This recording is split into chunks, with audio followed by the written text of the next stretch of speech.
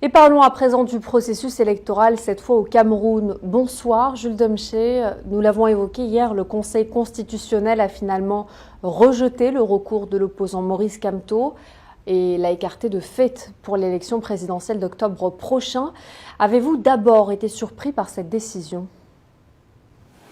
En effet, j'ai pas du tout été surpris. Si oui, juste à 20%, parce que pour ceux qui ont écouté ma dernière sortie concernant cette actualité, j'avais prédit 80 où le Conseil constitutionnel resterait fidèle à sa logique en rendant une décision inique et injuste, et 20% parce que je me disais les faits étaient suffisamment graves et révélateurs pour qu'ils se retrouvent, eux, les membres de ce conseil, obligés de dire le droit.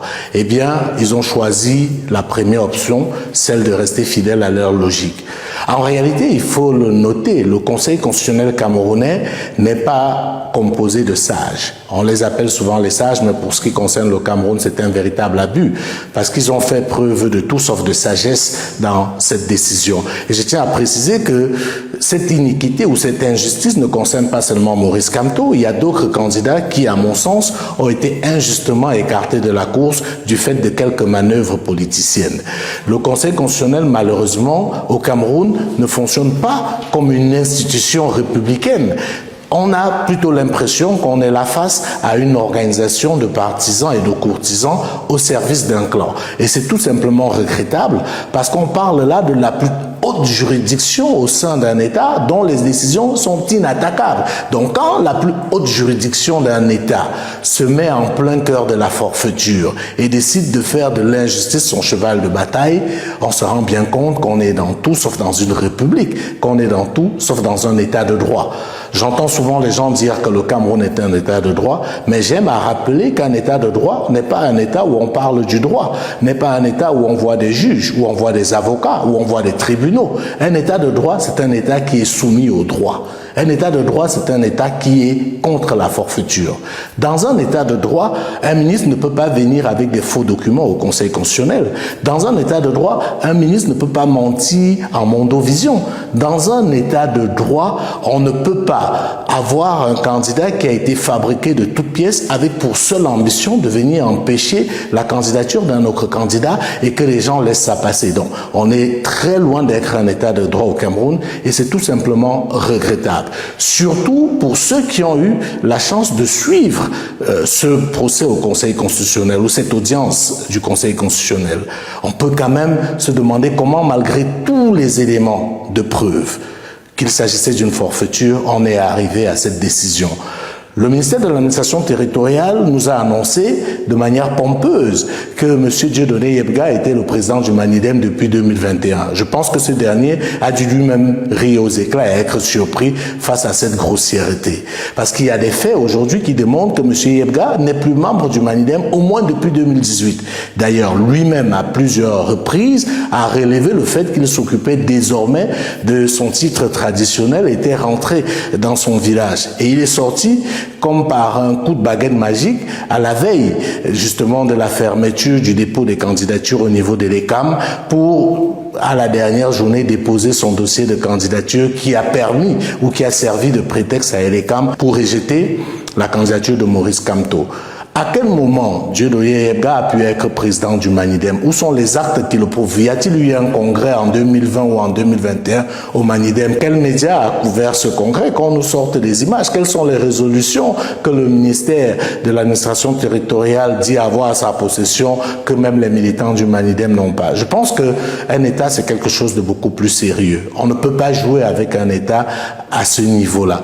Comment on peut expliquer que jusqu'à avril 2025, le ministère de l'administration territoriale et l'ECAM avaient pour interlocuteur connaissant le Manidem Anissé Ekane et qu'on vient de nous dire aujourd'hui que M. Yebga est président du Manidem depuis 2021. Comment expliquer, comme l'ont démontré les avocats de Maurice Kamto, que Dieudonné Yebga a été président du Manilem depuis 2021 et que entre 2019 et 2025, celui qui recevait au nom du Manilem les subventions accordées par l'État aux partis politiques soit Anissé Ekane.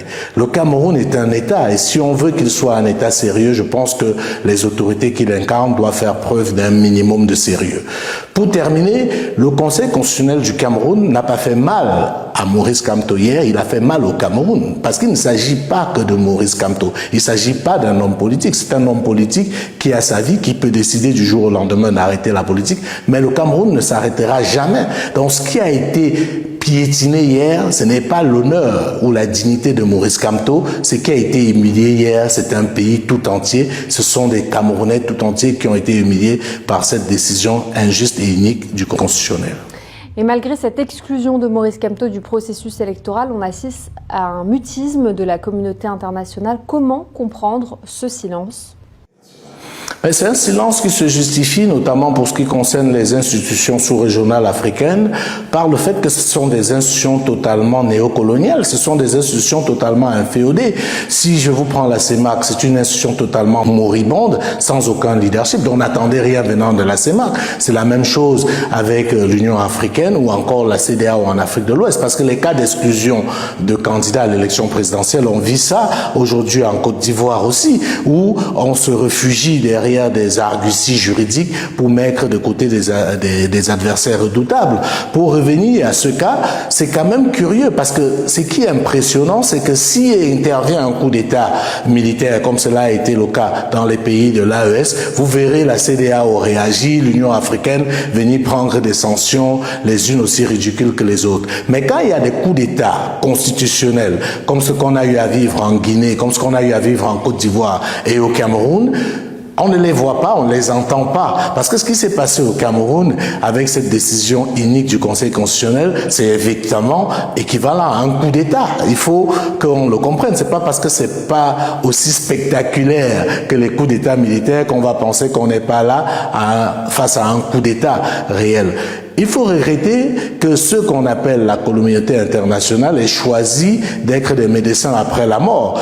Et c'est dans leur intérêt. Pourquoi? Parce que pour ce qui concerne notamment les puissances occidentales qui ont une vocation impérialiste, ils adorent avoir à la tête des États africains des dirigeants qui ne sont pas populaires, qui ne sont pas légitimes. Parce qu'ils sont forcément plus malléables. Donc pour eux, tout ce qui se passe dans ces pays-là, Cameroun, Côte d'Ivoire, Guinée, etc., les arrange parfaitement. Parce qu'ils savent qu'à travers ce type de mécanisme, ils vont pouvoir tenir les dirigeants et les amener à faire ce qu'ils veulent. C'est de bonne guerre, donc il ne faut rien attendre d'eux. C'est aux Ivoiriens, aux Camerounais, aux Sénégalais, aux Centrafricains de prendre véritablement leur destin en main parce que personne ne viendra le faire à leur place. La communauté internationale n'existe que pour ceux qui y croient. Ce qui existe réellement sur la scène internationale, c'est la communauté d'intérêts. Les gens vont toujours se battre pour leurs intérêts et se mettront ensemble pour défendre leurs intérêts.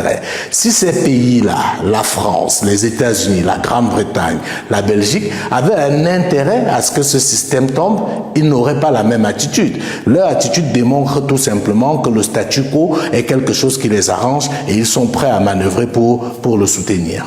Selon vous, Jules, est-ce qu'on ne peut pas interroger la responsabilité personnelle de Maurice Kamto dans ce qui lui arrive aujourd'hui? À quel niveau se retrouve précisément sa responsabilité?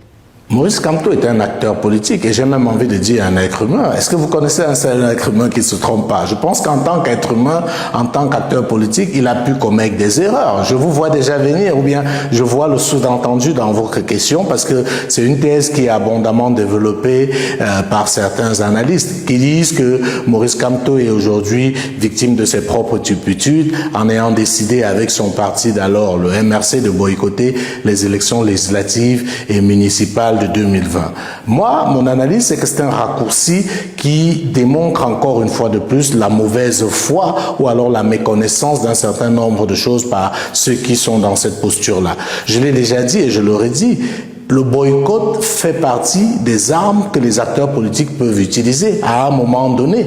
La question que j'avais envie qu'on se pose clairement, c'est de savoir pourquoi effectivement, le MRC a pris cette décision qu'elle savait grave à l'époque de boycotter ces élections-là. Surtout qu'on se rappelle qu'à sa sortie de prison, le professeur Kamto avait clairement dit que le MRC ira aux élections et il avait dit qu'il était contre la politique de la chaise vide. Donc, ce qu'il faut chercher à découvrir aujourd'hui, c'est qu'est-ce qui a pu motiver réellement ce revirement de situation. Et je pense que si on observe un peu la scène politique camerounaise, il ne faut pas être un fin stratège pour comprendre qu'en réalité, le premier piège tendu au MRC était à travers ces élections législatives et municipales. Vous n'avez qu'à voir certains de ces militants qui n'ont pas digéré cette décision de ne pas y aller parce qu'ils avaient leur propre agenda.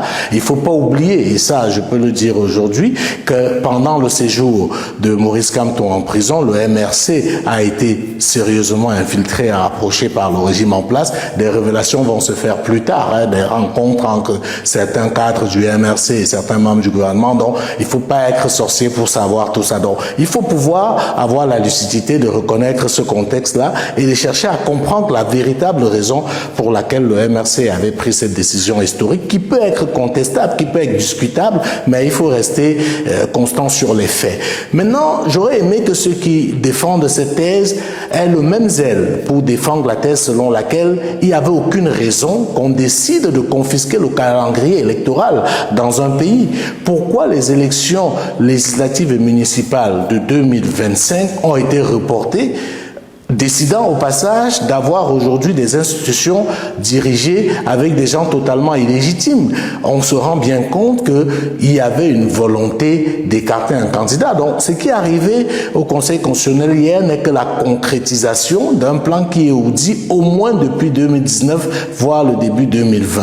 Donc, on n'est pas dans une situation où on a des institutions qui fonctionnent normalement, qui sont au service de la République. Les institutions ont été confisquées ou totalement prises en otage par un clan et ils se servent de ces institutions-là pour mener la politique qu'ils ont choisie. Donc, je pense que c'est très important de relever cela et au lieu d'être dans cette posture-là, se poser des questions de savoir pourquoi est-ce que on va d'incongruité en incongruité. Pourquoi est-ce qu'on en arrive à de telles grossièretés? C'est ça la question. C'est l'injustice qui me semble être le véritable problème et non les stratégies de politiciens.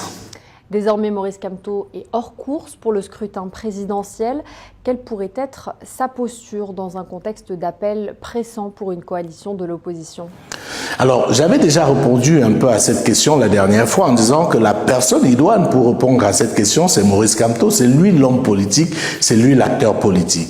Ce que je veux juste relever, c'est que on pense de manière, à mon sens, totalement maladroite que la légitimité charismatique est transférable. Il faut bien se dire que ce n'est pas établi que la légitimité charismatique d'un leader peut être aussi facilement transférable. Rien ne garantit aujourd'hui que si Maurice Kamto décidait de s'inscrire dans une dynamique de coalition, ses partisans le suivront de la même manière que si c'était lui qui était candidat. La scène politique est dynamique, le temps nous donnera le temps d'apprécier cela parce que c'est une option véritable. Mais ce que j'ai envie de faire remarquer, Election Cameroun, le Conseil constitutionnel du Cameroun, qui ont de manière éhontée décidé de piétiner le droit pour faire triompher l'imposture, la forfaiture et l'injustice, ce sont les mêmes acteurs qui seront chargés de proclamer les résultats de l'élection du 12 octobre prochain. À moins qu'on pense qu'ils vont opérer une mue dans les 2 mois à venir, je pense que le sort de l'élection est déjà scellé et les résultats sont connus. Ce qui reste à déterminer maintenant, c'est les pourcentages qu'on donnera à ceux qui décideront d'aller à cette élection-là. Donc je pense qu'il faut qu'on reste lucide. Maintenant, la politique est quelque chose de très dynamique. On n'est pas à l'abri, effectivement, d'une dynamique de l'opposition qui arrive à imposer un rapport de force. Parce que l'enjeu dans une élection, ce n'est pas tant qui participe ou qui n'y participe pas. L'enjeu, c'est les règles du jeu. Comment on fait pour que Election Cameroun déclare le véritable vainqueur de l'élection? Comment on fait pour que le Conseil constitutionnel entérine la volonté du peuple? Ça, c'est là le débat. Et je crois que c'est toute la dynamique qui a guidé le combat institutionnel mené depuis plusieurs années par le MRC et son leader d'alors, Maurice Kamto. Nous n'avons pas des institutions crédibles et ils ne loupent pas une occasion pour nous le démontrer. On est dans une configuration où on se souvient très bien qu'en 2018, le Conseil constitutionnel, avec les mêmes membres, avait déjà fait montre d'une volonté claire et manifeste de ne pas dire la vérité, de mettre de côté le droit. Vous vous souvenez tous de l'audience que nous avons vue en Mondovision. Vous vous rappelez de la scène avec le professeur Alain Foguet et l'un des juges de la Cour qui lui a remis des PV, mais ces PV n'étaient pas signés. On a vu tout ça en Mondovision, mais ça n'a pas fait infléchir d'un seul iota la décision du Conseil constitutionnel. Vous comprenez très bien qu'on est dans une dynamique où cette institution n'est pas là pour dire le droit, elle fait davantage de la politique, elle est là au service d'un clan, comme j'ai déjà eu à le dire. Et on dit ceci, c'est aux partis politiques et aux opposants de voir quelle est la dynamique qu'ils peuvent imposer, parce que dans l'absolu, même si elles sont à parfaire, les lois du Cameroun ne sont pas si mauvaises que ça. C'est juste qu'elles ne sont pas appliquées, elles ne sont pas respectées. Donc le combat devrait se situer, à mon sens, davantage à ce niveau, parce que n'oublions pas qu'on est dans un cas de figure où on a une élection à un seul tour, et c'est à la majorité relative qu'on gagne. Je vois beaucoup de gens faire la comparaison entre ce qui s'est passé au Sénégal, mais je tiens à dire, contrairement au Cameroun, au Sénégal, le Conseil constitutionnel avait décidé d'entrer dans l'histoire. Le Conseil constitutionnel s'était opposé au président d'alors Macky Sall en prenant une décision historique l'obligeant à convoquer le corps électoral à date pour éviter qu'il se donne plus de temps pour faire des tripatouillages et s'assurer que même s'il partait du pouvoir, il allait rester à travers celui qu'il avait désigné. Donc la situation n'est pas la même. Au Sénégal, le Conseil constitutionnel a agi de manière responsable et républicaine pour éviter le chaos. Au Cameroun, le Conseil constitutionnel a choisi de faire totalement l'inverse. Et sur un plan purement politique, au Sénégal, il ne faut pas oublier qu'on n'a pas eu un candidat consensuel de l'opposition. Il n'y a pas eu une coalition de l'opposition. Le PASTEF de Bassirou Diomaye Faye et d'Ousmane Sonko ont gagné ces élections haut la main, sans avoir eu besoin de réunir tout le monde. Pourquoi?